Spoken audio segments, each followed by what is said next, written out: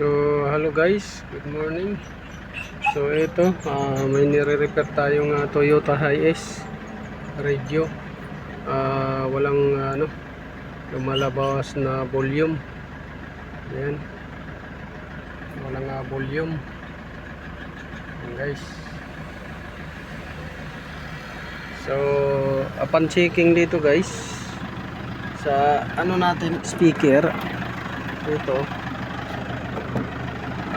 walang connection na, putol na.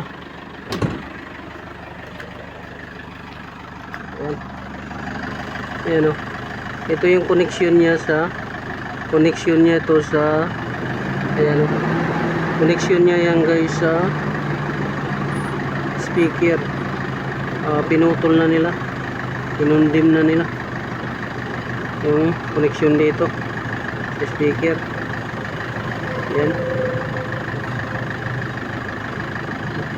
kita nyo, wala na siyang connection, pinutol na.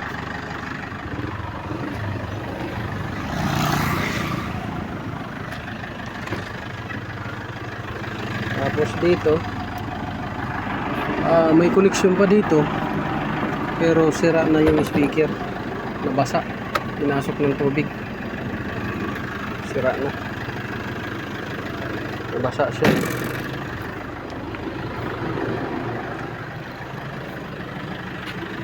So tinignan natin dito ang radio sa loob.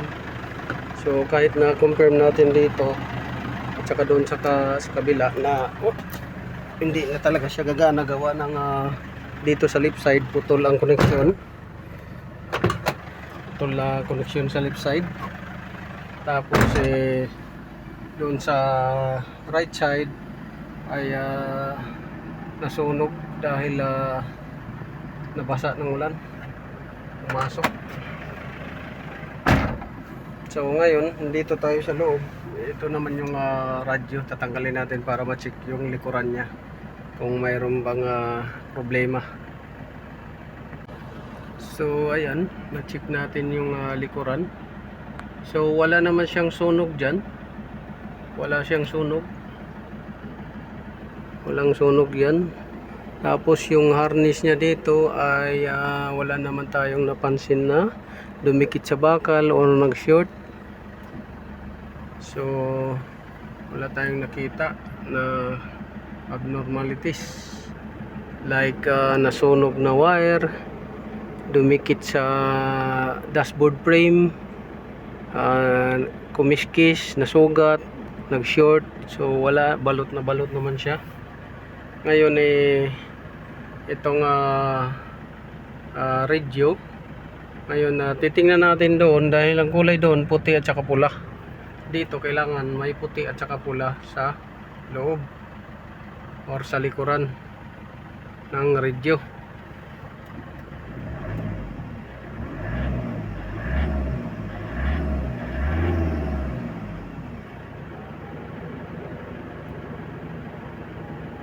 So yan yung so ito guys, kung nakikita ninyo yan, nakikita ninyo yan.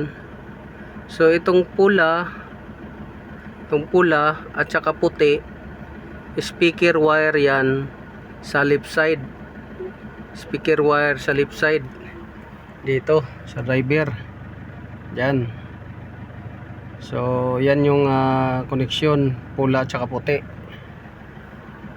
Tapos itong black tsaka yellow, yan, black tsaka yellow, doon naman yan sa kanan, doon.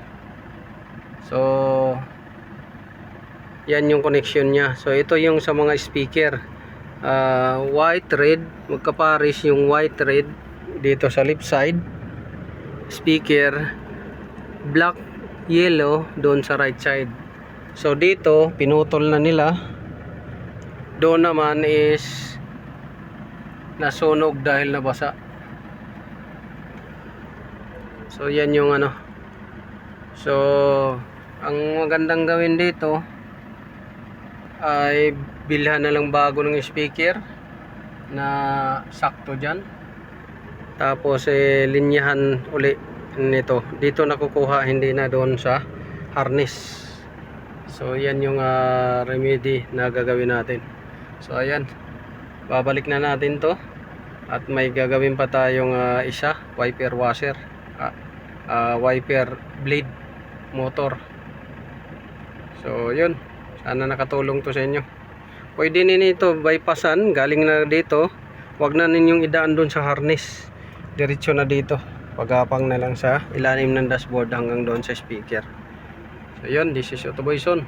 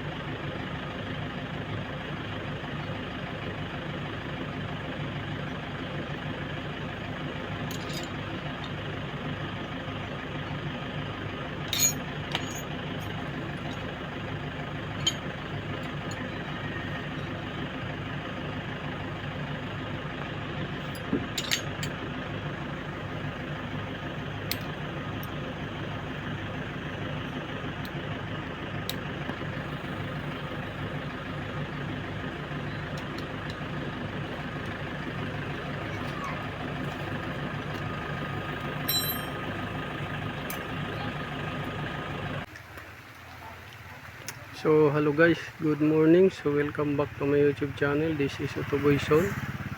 So may gagawin tayo ngayong diagnose, repair Toyota Hiace. Ito, ang problema nito, walang wiper. So ngayon, ang gagawin natin dito, dahil walang wiper, ay check natin.